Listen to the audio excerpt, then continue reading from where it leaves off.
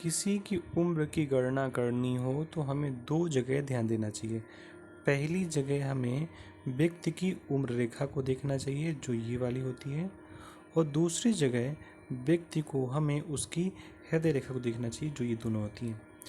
कारण क्या होता है कि आपकी उम्र रेखा तो बहुत अच्छी है लेकिन हृदय रेखा छोटी है, तो जीवन कैसे बढ़ेगा? या उम्र रेखा कम अच्छी है और हृदय रेखा बहुत बड़ी है, तो हृदय चलता रहे और जीवन नष्ट हो जाए, तो ये ऐसी चीज़ें समझ में नहीं आती।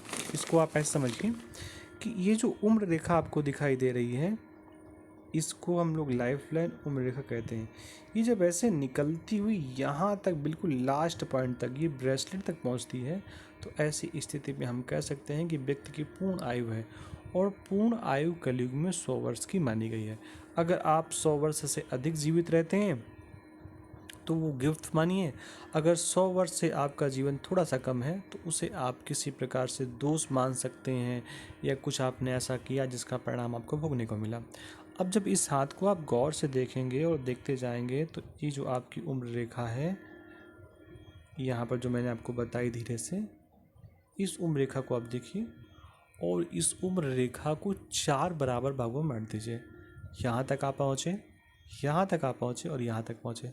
जब 4 बराबर भागों में बांटेंगे तो इसको आप 50 के आसपास अनुमान लगाइए।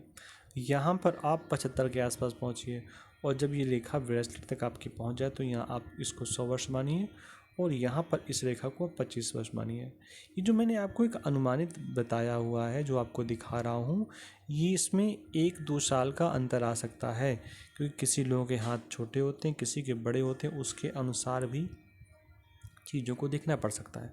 तो अगर लाइफ लाइन आपकी यहाँ से प्रारंभ होकर के सीधे यहाँ तक आ रही है तो आप उसको 80 वर्ष बता दीजिए, तो 80 वर्ष तो उसकी जीवन दिखाई दे रहा है।